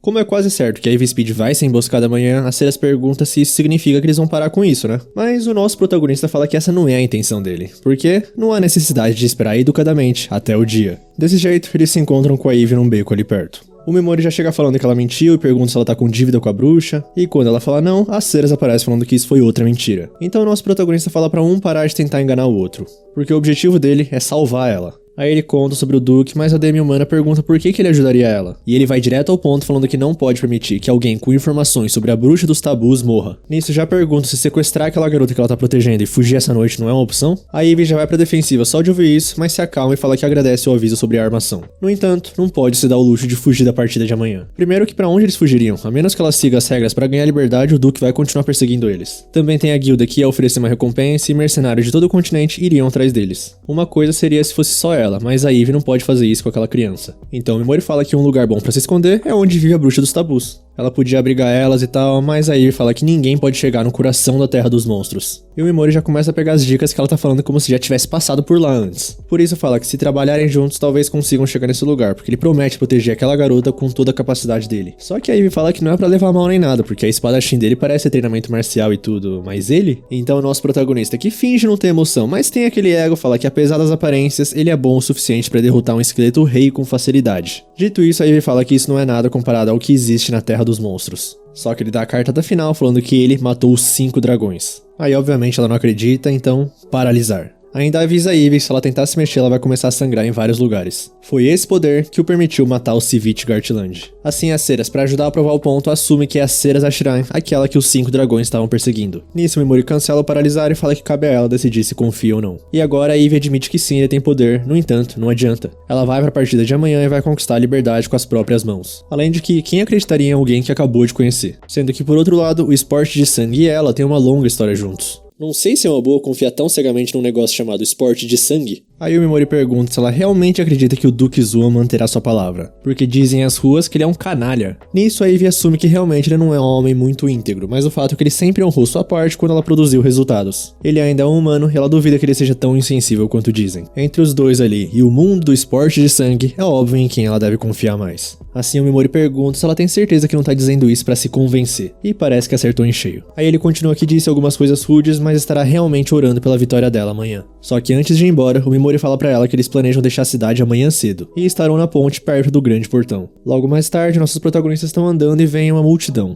É o grupinho da Ashint falando que os moradores daquela casa foram amaldiçoados pelo pecado de desafiar o Moad, progenie do deus das maldições. Além de continuar falando que eles derrotaram 5 dragões. E corre o boato de que o homem que morava ali morreu espumando pela boca e arranhando sua garganta enquanto morria. Aí nossos viajantes continuam e vem mais um grupo da Ashint causando. Eles pegaram uma mulher e estão tentando arrastá-la pra um beco falando que ela foi a escolhida. Eles falam que vão levar ela até o Moad pra ele mostrar sua bênção e reformar o coração dela. Vendo isso, a Ceras já pega a espada, mas o Mimori fala pra não encostar neles. E enlouquecer, escurecer, enlouquecer e enlouquecer. Simples assim, e nossos protagonistas continuam caminhando. E eles já chegam no portão cerca de 4 horas antes. Cortando pra Ivy, ela tá tentando botar na cabeça que o Duque Zon vai ter misericórdia em homenagem às contribuições dela, claro. Mas não custa nada dar uma confirmada, né? Assim ela vai em direção à sala dele e começa a ouvir ele conversando com alguém. Eles falando que amanhã será um grande evento com a última partida do esporte de sangue da Ivy Speed, que nunca tiveram outro guerreiro tão amado pelo público. Por isso, claro, ela morrerá como planejado. Conforme a tradição, eles darão a ela um paralisante antes da partida, o Cálice da Purificação. E o Duque fala que já deu a essa demi-humana sarnenta muitas chances de brilhar. Aliás, eles também vão fazer com que o vencedor de amanhã tire sua pele e a use. Aí podem vender sua imagem como matador de leopardos e tal. Nisso eles começam a rir e o cara pergunta e quanto aquela elfa negra, porque foi graças a ela que a Ivy permaneceu tanto tempo no esporte de sangue.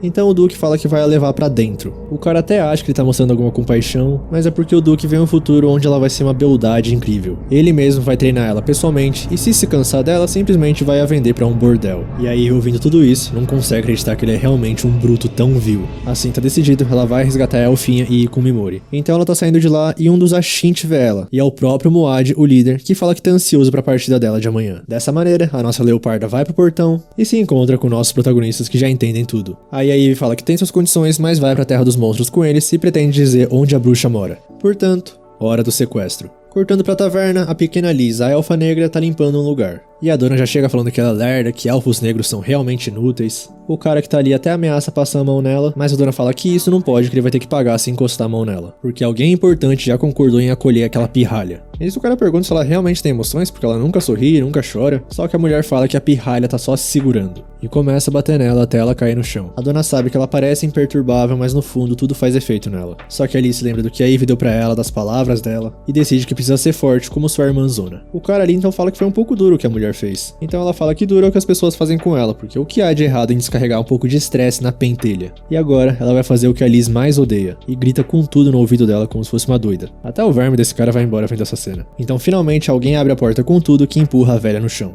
É a nossa Ivy Speed que viu tudo isso, e fala que agora acabou. Mas quando ela põe a mão na espada, a mulher fala pra por favor poupar ela. Porque foi o Duke Zuan que ordenou ela que disciplinasse a Liz severamente. E se ela tivesse recusado, ele teria matado ela também. Aí nisso a Ivy aceita essas desculpas. Ela avisa a Liz que a situação mudou e vai ter que levar ela em outra jornada difícil. Mas a pequena elfa negra fala que vai a qualquer lugar, desde que esteja com a irmãzona dela. Aí a mulher fala que nunca vai se esquecer da misericórdia da Ivy em poupar ela, e até pede desculpas pra Liz por tudo que fez com ela. Ela não consegue acreditar que foi tão dura com uma criança tão gentil, e nisso até a Liz agradece por tudo. Então as duas viram pra trás e o Lorde das Moscas em pé. Ele bate na parede com tudo, o que assusta a Liz, mas pede desculpas na hora por fazer um barulho alto. Aí o nosso protagonista manda as duas irem na frente que ele vai resolver umas coisas antes. Desse jeito, chega na mulher e fala que ela pode ter enganado uma pessoa boa como a Ivy, mas a atuação dela não vai funcionar com ele. E com o nosso Lorde das Moscas, a mulher até levanta a voz falando que não vão se safar dessa. Tá acabado pra ele e pra aquela fera imunda. Aí começa a rir, mas o Mimori fala que percebeu uma coisa com a reação da Liz antes. É ótimo bater em objetos pra fazer barulho quando você tá gritando e com raiva, não é? Mas isso é intolerável pra quem tá recebendo. Qualquer barulho alto faz com que eles voltem à época em que você gritava com eles. E ele não consegue suportar isso. Suportar a ideia da mulher viver depois de todas as coisas horríveis que ela fez com aquela garota. A véia começa a se desesperar falando que é a única que pode salvá-la daquele duque aterrorizante. E que é pra ele implorar pelo perdão dela. Que isso, nosso Lorde das Moscas não tá passando respeito nenhum, cara. Mas o Mimori só estende a mão e paralisar.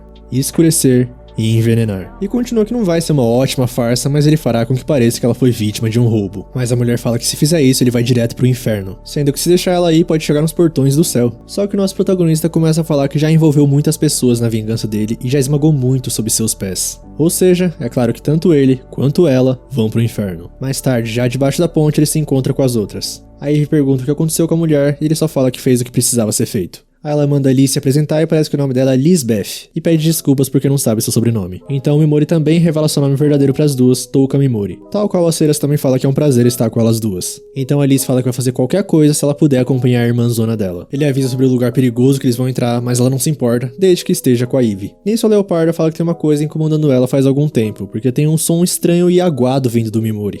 Portanto, ele apresenta o Pigmaru pras duas.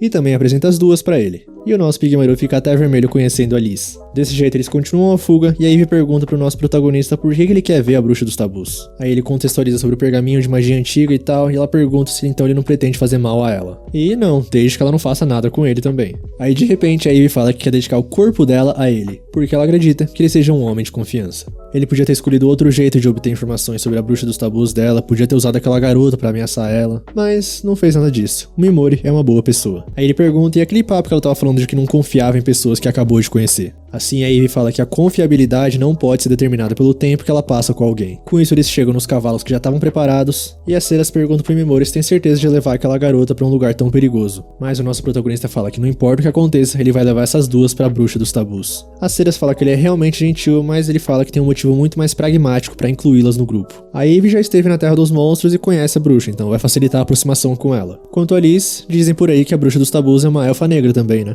Pois é, eles vão ser os visitantes que salvaram uma jovem de sua espécie. Jogando as cartas certas, eles conseguem causar uma boa impressão. Aí ele fala que tudo isso que ele falou agora é interesse próprio, mas também tem o fator de que deixar uma garota dessa viver com um sorriso no rosto é muito melhor do que seu tremor e choro. Só que já longe do reino, eles reparam que os perseguidores reagiram rápido demais. Então aí ele fala que pode ser porque ela passou por um homem logo antes de sair do Coliseu, um tal de Muad. Assim ela manda eles irem na frente pra se sacrificar e tal, mas o Mimori fala que primeiro ela não vai conseguir derrotar todo mundo, e segundo, de que adiantaria perder a guia pra bruxa dos tabus logo ali. O que eles vão fazer é derrotar todos juntos. Primeiro ele soltou os cavalos com tochas pra primeira onda perseguir eles. Só que a Ceras fala que não viu nenhum Ashint perseguindo eles. Ou seja, a primeira onda provavelmente era o exército pessoal do Duque, e a segunda deve ser os Ashint. Desse jeito o Mimori manda a Ivy pegar a Liz e se esconder na floresta um pouco mais à frente. Ela reluta porque quer lutar também, mas ele fala que precisa das Ceras pro que vai tentar fazer. Por isso, alguém precisa proteger a Liz. Então o Mimori já põe na cabeça que esse Muad deve ser bem inteligente. E conta pra nossa cavaleira o plano bem baixinho no ouvido dela só pra gente não saber o que é. Só fala que se não conseguir derrotar um inimigo de frente, é pra arrastar eles pra algum lugar onde você possa ganhar.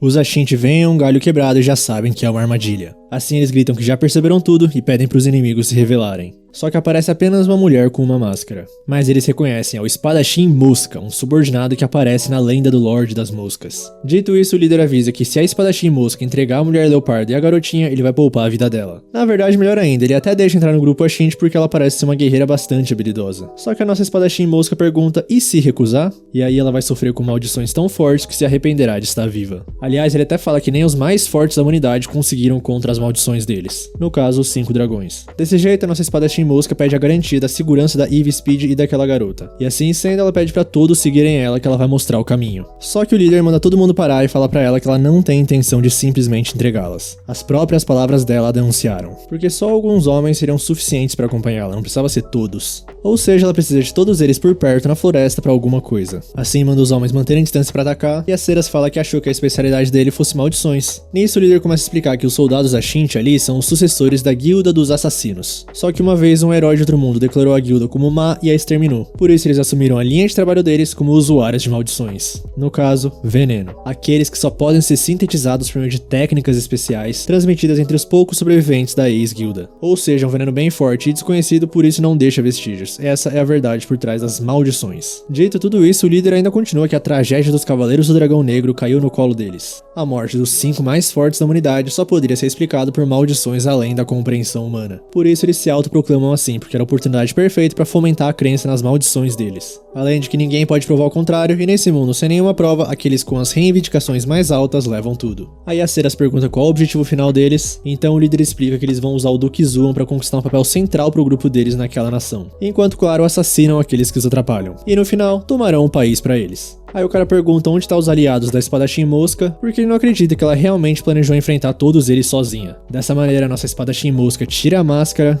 explica que ela é aquela que sobreviveu e derrotou os 5 dragões, a Ceras Ashrain. Só que o líder não acredita que ela realmente matou os 5 dragões, porque basicamente ele não acredita que ela conseguiria superar os mais fortes da humanidade. E chama o homem que seria o último oponente da mulher leopardo, chamado Belgar, e apresenta um ali atrás também, o irmão mais velho dele, o Varragan. Os irmãos mais fortes dos Ashint. E olha que coisa interessante, eles tinham um irmão mais novo chamado Zarash, aquele que se proclamava a presa que estava perseguindo as Ceras. Aí também complementa que os subordinados dele já estão atrás da nossa espadachim, porque eles eram apenas uma isca, escondendo a sua presença e se aproximando furtivamente por trás. Uma arte que todos os assassinos dominam. E do nada ele começa a elogiar o rosto das Ceras, falando que talvez precise de um tempo para conceder sua bênção pessoalmente a ela. Portanto, manda a nossa menina se ajoelhar, que faz isso. E o líder fala que vai dar honra a ela de um dia gerar um filho dele. Mas agora a nossa elfa só tá esperando a jogada do Mimori. E de repente, a aceleração de investida. Um brilho forte que cega a todos surge, e o Mimori usando o Pigmaru como extensão, paralisar. O líder fica confuso perguntando onde estão os subordinados dele, mas o nosso protagonista fala que já acabou com todos os 15 homens enquanto ele tagarelava. E envenenar. O Memori começa a explicar que já sabia que ele estava atento, que pescaria a armadilha do galho e evitaria entrar na floresta por medo de uma armadilha. Aí foi só pedir para Ceras agir como se estivesse tentando atraí-los para a floresta. Assim, com o líder descobrindo isso, sabia que ele ia ficar se sentindo no controle, confiante do seu julgamento, mas foi exatamente isso que paralisou sua análise, agindo como um veneno. Que tal essas canetadas do nosso Lorde das Moscas, hein? Nesse meio tempo, o líder já morreu, a Ceras fala que agiu exatamente como o Memori previu, e o nosso protagonista agradece por ela ter feito tudo certinho e pede para ela voltar e atualizar a Eve e Speed sobre a situação. Logo um pouco mais tarde, ele vê que o outro grupo já voltou, e realmente a verdadeira armadilha estaria incompleta se eles não voltassem.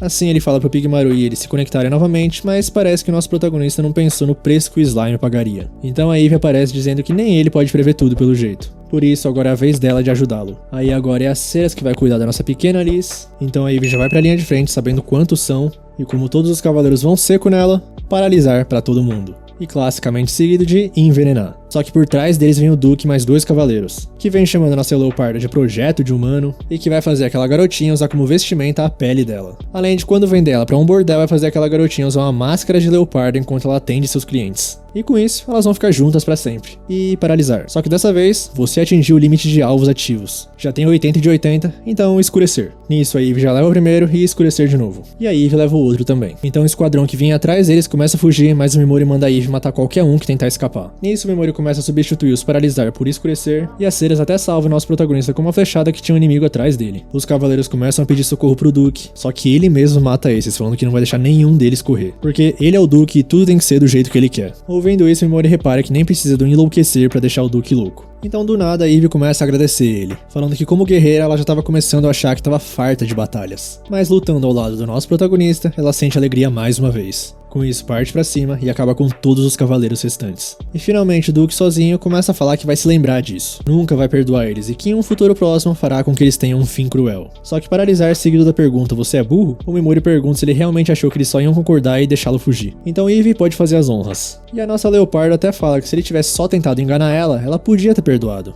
Mas em vez disso, o Duque também tentou colocar suas garras na pequena Alice. Portanto, adeus. Tudo que restou agora foi uma trilha de cadáveres. A Alice e as Ceras finalmente aparecem, mas o Memori fala que eles já vão partir. E também agradece ela pela flechada mais cedo. Além de também promover ela a vice-capitã desse grupo mercenário. Por isso, quando ele não puder dar as ordens, é as Ceras que manda. E a Alice e a Eve também concordam com isso. Então o nosso protagonista aplica o congelar no corpo do líder. Porque essa habilidade única trata cadáveres como objetos que podem ser transformados em pó. Ou seja, dá pra se livrar de tudo sem deixar vestígios. E como o líder ali gostava de se gabar que ninguém pode provar que maldições não são reais, agora ninguém jamais poderá provar que eles foram reais. Acho que o Memori devia largar esse negócio de vingança e virar um poeta. Cortando pro palácio, o rei recebe a notícia de tudo que aconteceu. Só que ele só tá bravo porque o plano de usar os Ashinti como peões foi arruinado. Além de que também ele vai ter que explicar isso pra deusa de algum jeito. Voltando pros nossos protagonistas, eles estão numa caverna, e ali está encarando a Ceras se lavando e pergunta se um dia ela vai crescer como ela. Porque a proprietária diz que se algumas partes dela não crescerem, ela não vai ser tratada como uma mulher adequada no futuro. Mas a nossa cavaleira manda a Liz esquecer tudo que aquela mulher impôs. De agora em diante, ela deve deixar dentro de si apenas as palavras de quem confiar. Com isso, a Alice fala que vai guardar as palavras das Ceras então, porque é como se ela tivesse outra irmã mais velha agora. Mais tarde, a garotinha e a Eve já estão dormindo, e a Ceras fala pro Memori que vai ficar de guarda, então é pra ele descansar um pouco. Só que ele fala que não consegue dormir agora, então ela fala que tal usar as pernas dela como travesseiro. Mas ele fala que é ela que parece cansada, então pode emprestar as pernas dele. E assim ela realmente deita, mas parece que ele tava dizendo de brincadeira. Ele realmente precisa tirar esse negocinho de vingança um pouco da cabeça dele. Obviamente, ela fica cheia de vergonha, e do nada o Memori pergunta se ela se importaria se ele tocasse nas orelhas élficas dela. Mas ela fala pra ir em frente, e ele começa a acariciar falando que é uma sensação estranha. Aí fica um clima estranho e ele para. Então a nossa cavaleira pergunta se ele tem algum sentimento especial em relação a Eve ou a Liz, porque ele é bem gentil com elas, tal qual com a própria Ceras. Aí nosso protagonista fala que é pelo mesmo motivo, mas no caso a Eve parece mais o tio do que a tia dela igual a Ceras. O gênero e a maneira de falar são bem diferentes, mas eles têm o mesmo coração. E a tia e o tio deles são a única razão pelo qual ele quer retornar ao seu mundo. Agora quanto a Liz, o Memori se vê nela. Os dois passaram pela mesma coisa, sofreram abusos em mentes terríveis, Mas a principal diferença entre eles é a hostilidade, porque ele vai eliminar qualquer coisa que o ameace. E até fala em terceira pessoa que Touka Mimori não tá ali pra salvar o mundo, e sim só pra executar sua vingança egoísta. E mais uma vez fala pra Ceres que se ela quiser sair disso, pode fazer quando quiser. Só que ela diz que tem sua própria cota de pensamento sobre a deusa de Allion, então não tem intenção de sair não. Principalmente depois de ser nomeada vice-capitã. Por isso Mimori fala que pra retribuir toda a ajuda que ela tá fazendo, ele vai atender a qualquer pedido dela. Por isso, é pra pensar em alguma coisa. Aí manda ela descansar e sono. Agora indo pra algum lugar daquele mundo, a representante está agradecendo a Nyan Tan pelo treinamento, que fala que provavelmente a invocada vai ultrapassar ela em termos de técnica, mas é pra se lembrar da promessa de não contar pra ninguém sobre o treinamento, porque seria bem difícil de obter permissão da deusa Vícios. Assim a representante pergunta por que a Nyan Tan concordou em ajudar ela, e pelo jeito é porque ela é parecida com a irmãzinha dela. Além de que nesse mundo é comer ou ser comido. Demonstre qualquer fraqueza e você será vítima de intriga e violência. Já de manhã, voltando para os nossos protagonistas, a lista de roupa nova. O Mimori que comprou pra ela, mas parece que a garotinha gostou bastante. Nem só Ceras pergunta pro Mimori se não tá na hora de pensar em um nome pro grupo de mercenários deles, porque talvez eles precisem se identificar do outro lado da Terra dos Monstros. Portanto, ela dá a sugestão de Guerreiros do Lorde das Moscas, porque era assim que era chamado o exército liderado pelo Lorde das Moscas e tal. E pelo menos pra minha surpresa, que achei pelo menos um nome curioso, todo mundo ali gostou. Então tá decidido, eles são os Guerreiros do Lorde das Moscas. Logo mais tarde, eles já chegam na Terra dos Monstros, e avistam um negócio gigantesco que a Eve explica ser uma árvore corrompida, que dizem que costumava ser uma árvore sagrada. Aí pede pra ele despejar um pouquinho de mana na mão dela, e assim feito ela mostra o brasão que foi passado apenas pro líder da tribo deles e seus filhos. O ponto verde é onde eles estão, e o ponto vermelho representa a bruxa dos tabus. Ou seja, eles só precisam andar até as duas bolinhas se encontrarem. Agora voltando pra deusa, ela tá parabenizando os heróis da classe que subiram de nível surpreendentemente. No entanto, aumentar o nível significa apenas aumentar suas estatísticas básicas.